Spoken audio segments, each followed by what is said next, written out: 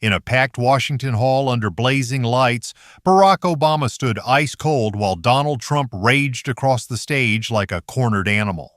What began as a public forum detonated into an all-out war when Obama unleashed the Epstein files live on national TV, naming Trump and exposing a devastating family secret about Ivanka that Trump had buried for years. The crowd erupted as Obama delivered the knockout blow, turning the night into the most explosive political confrontation America had ever seen. The hall in Washington was packed wall to wall, every seat taken and people standing along the back. The giant screen behind the stage glowed with page after page of the newly released Epstein files. Thousands of documents scrolling slowly so everyone could see the names and dates. Obama walked out from the side, no rush, no big gestures. He stopped right in the center, looked straight at Trump sitting a few feet away, and pointed at the screen. His voice came out calm but sharp, cutting through the murmurs like a knife. "Donald, these files don't lie. Your name appears over 2,300 times. Ivanka's too." The words hit the room like a slap. For a second, nobody spoke. Then Obama didn't wait. He tapped a button on the remote and the screen zoomed in on one email. Original, time-stamped straight from Epstein's account. The text was crystal clear.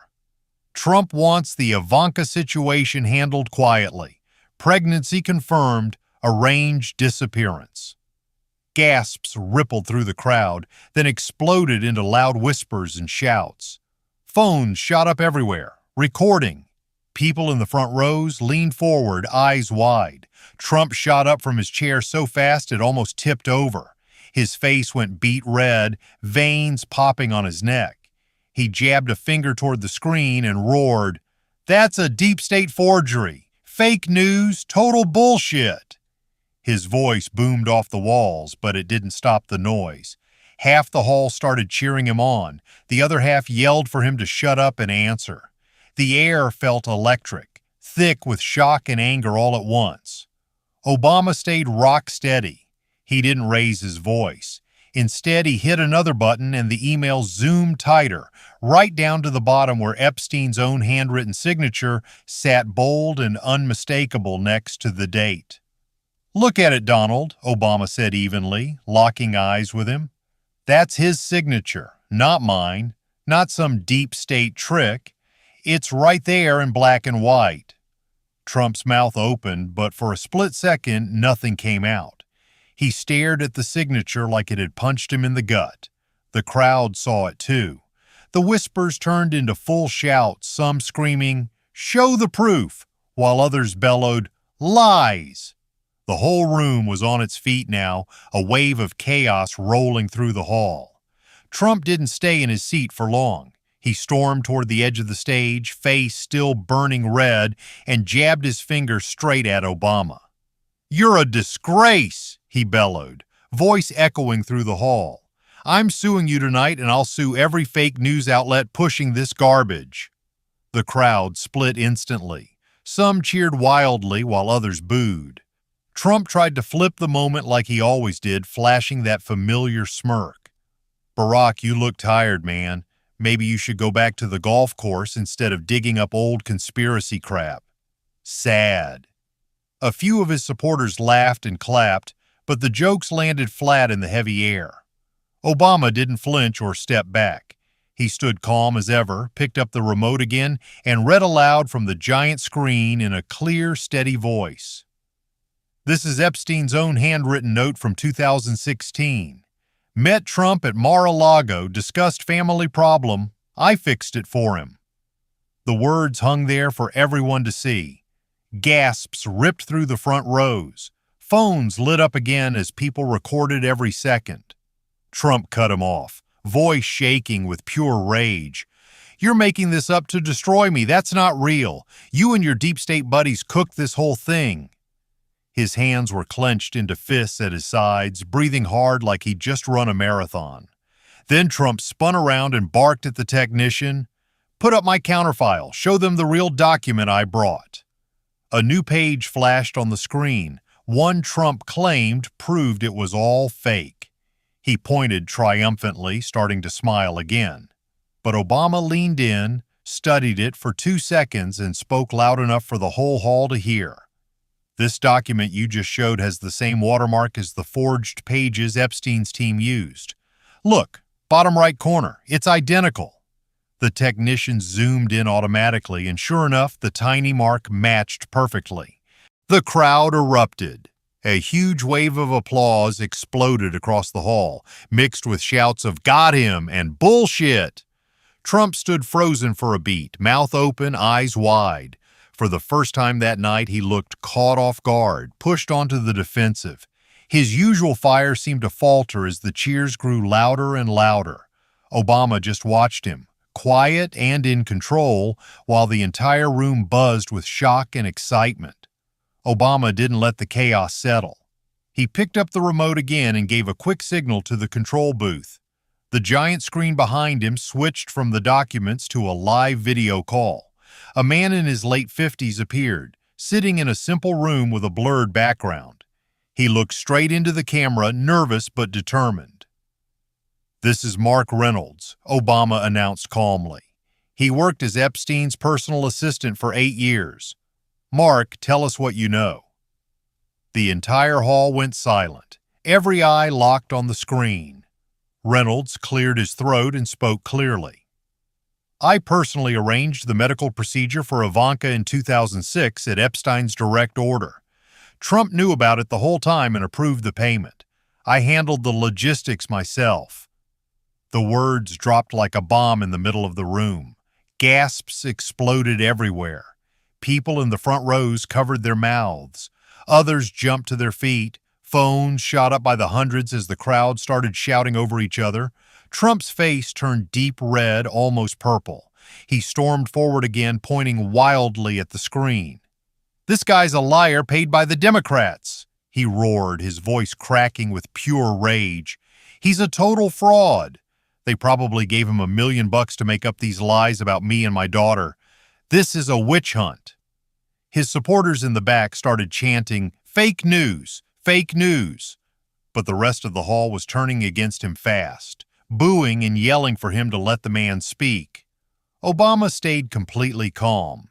He didn't raise his voice or argue. He simply clicked the remote and a new document filled the massive screen, an old bank wire transfer receipt dated 2006. "This is the actual payment record from that time," Obama said, his tone steady and clear so everyone could hear. "Look closely at the bottom. That's Donald J. Trump's signature authorizing the transfer.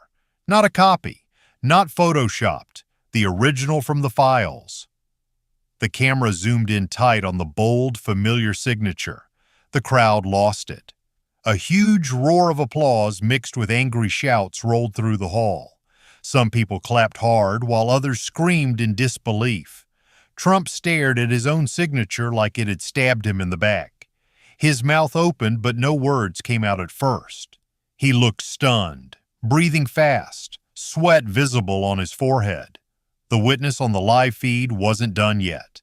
He leaned closer to the camera, eyes serious. "Epstein told me himself that Trump called it my family's darkest secret. He said if it ever got out, it would ruin everything for him. His reputation, his business, his whole image." That line hit even harder than the first. The hall erupted again, louder this time. Trump completely lost control. He lunged toward the giant screen like he wanted to smash it with his fists, face twisted in fury. "Shut your damn mouth," he yelled at the top of his lungs. "You're lying. I'll destroy you." He looked ready to charge right off the stage. Obama moved quickly, stepping between Trump and the screen, raising one firm hand. "Stay on stage, Donald," he said, voice strong but controlled. "The world is watching. Don't make this worse." The tension in the room hit its boiling point. Half the crowd was on their feet, booing Trump, screaming for answers. The other half cheered him wildly, trying to drown everyone else out. Then a new chant started building from the center of the hall. "DNA test, DNA test, DNA test." It grew louder and louder, echoing off the walls until it felt like the whole building was shaking. People were standing, pointing, arguing with each other in the aisles. Trump stood there breathing heavily, chest rising and falling, eyes wild as he glared at Obama and the screen. Reynolds stayed quiet on the live feed, watching everything unfold. Obama remained planted in place, calm and steady, while the storm raged around him. Obama let the chants of DNA test echo for a few more seconds before he raised his hand for quiet. The hall slowly settled, but the tension stayed thick. He looked straight at Trump, no smile, no hesitation, and spoke in that calm, steady voice that carried to every corner. Donald, will you take a public DNA test here and now? Right on this stage. End the talk about Barron once and for all. Let's settle this tonight in front of the whole country. The words hit hard. The crowd exploded again, some cheering wildly, others holding their breath to see what would happen next. Trump stood completely still. For 10 long, painful seconds, the hall went dead silent. No one moved, no one spoke. His face went pale, then flushed red as the weight of the question sank in. Every camera in the room zoomed in on him. Finally, he exploded. "I don't owe you anything," he roared, voice cracking with anger. "You don't get to demand shit from me." But Obama was already ready. He clicked the remote without saying a word. An old photograph filled the giant screen, clear as day.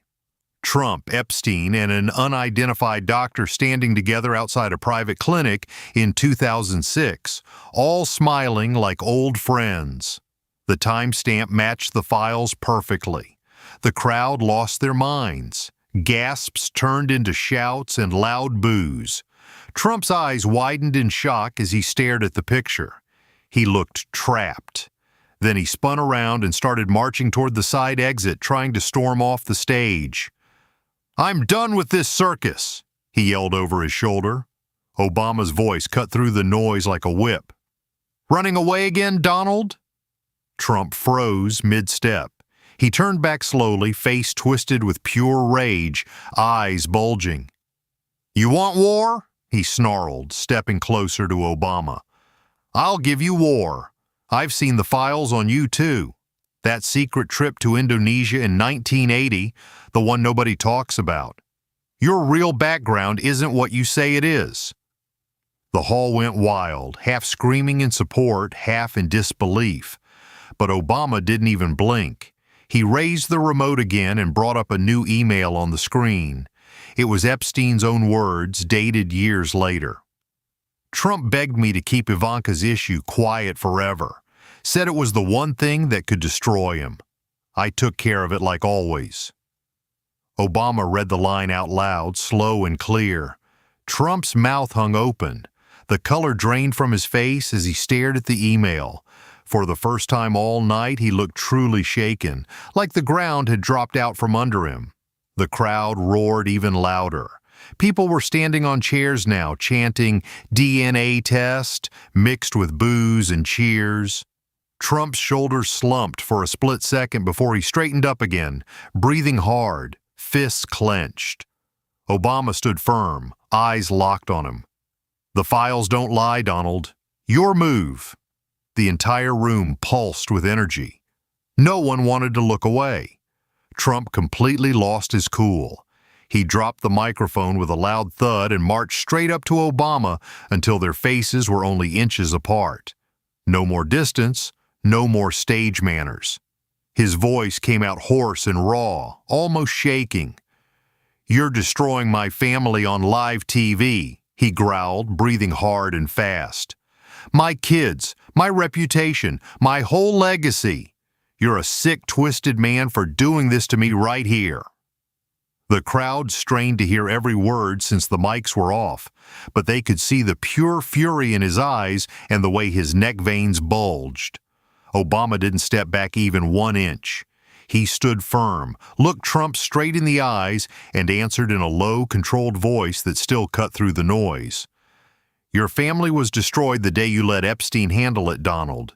You made that choice, not me. You brought this on yourself." The two men stood locked in a tense stare down. The entire hall went quiet for a few heart-pounding seconds, everyone leaning forward in their seats. You could feel the electricity in the air. Then Obama gave a small nod toward the control booth.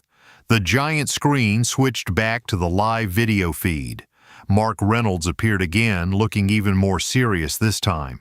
He held up an old digital recorder, pressed play, and Epstein's voice filled the speakers. Scratchy but unmistakable. Trump said if this ever leaks, Barron will never be safe. He told me to make sure it stays buried forever, no matter what it takes. The recording played twice, the words echoing across the hall like a hammer hitting glass. Trump's face went white. His legs gave out and he stumbled backward, dropping hard into his chair. For the first time all night, real panic flooded his eyes. His shoulders slumped, hands trembled visibly in his lap, and sweat ran down his face. The big, loud fighter who had stormed the stage earlier looked completely broken. His mouth opened, but nothing came out at first. He just sat there staring at the screen, breathing fast and shallow like he couldn't get enough air. The crowd exploded. Half the room screamed in shock, pointing at Trump. The other half cheered wildly, some jumping up and down. People started chanting, "Barron, Barron," while others yelled, "He's finished." The noise was deafening. Obama stayed standing tall and calm in the middle of the storm. He reached down and picked up a single sheet of paper, holding it up high so the cameras could see it clearly. "Sign the consent form for the DNA test right now, Donald," he said firmly, his voice steady and strong. "Right here on this stage in front of everyone. Or the files keep talking. We still have more emails, more recordings, more proof. Your choice." The paper had big, clear wording printed on it. Official consent for a live DNA swab. Trump stared at the form like it was poison. He didn't reach for it. His hands stayed clenched tight on his knees, knuckles white. The hall erupted into total madness. People jumped out of their seats all at once. Thunderous applause crashed from one side of the room, while furious boos and angry shouts exploded from the other.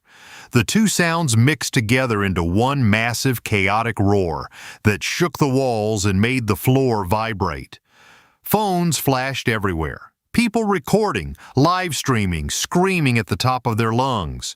Some chanted, "Sign it," while others yelled, "Don't you dare!"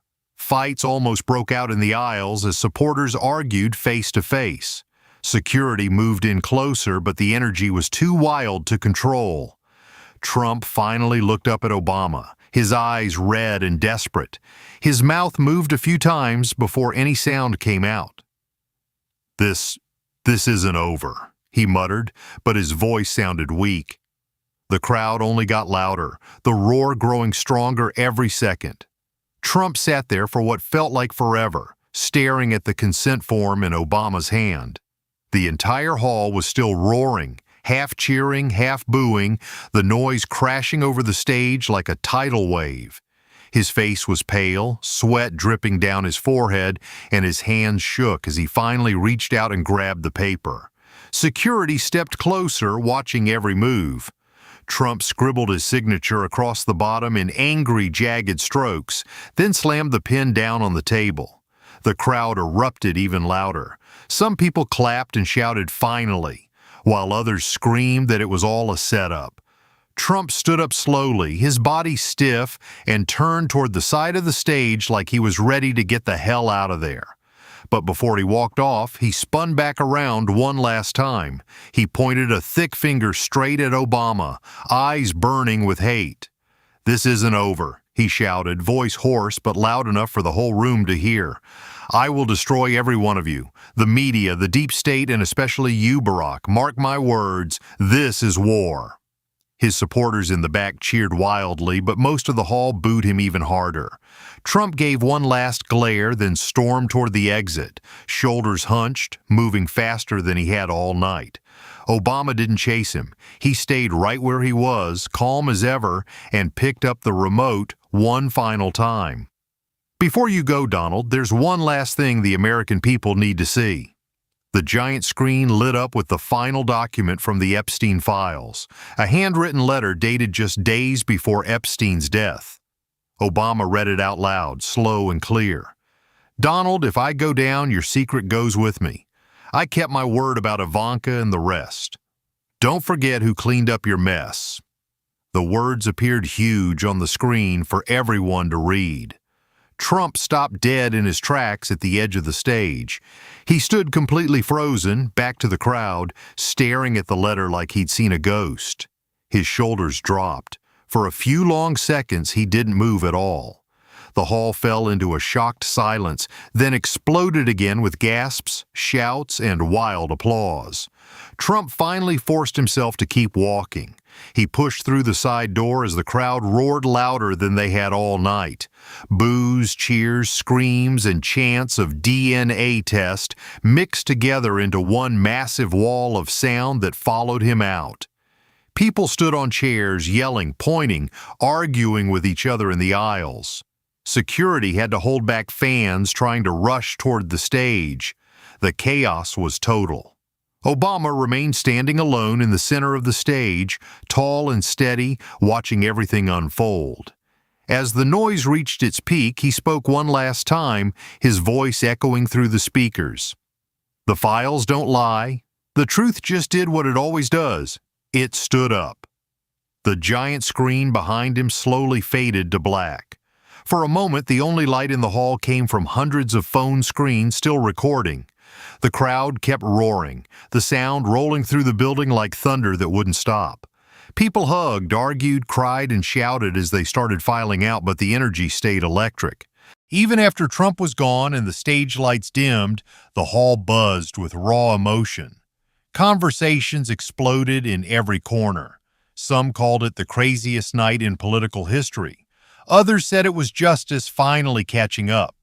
Obama gave a small nod to the audience, then walked off the stage without another word. The echoes of the crowd followed him, loud and unrelenting, as the night that started with documents on a screen ended in total chaos and a truth no one could ignore. This moment wasn't going away anytime soon. It was going to be talked about, replayed, and fought over for years to come.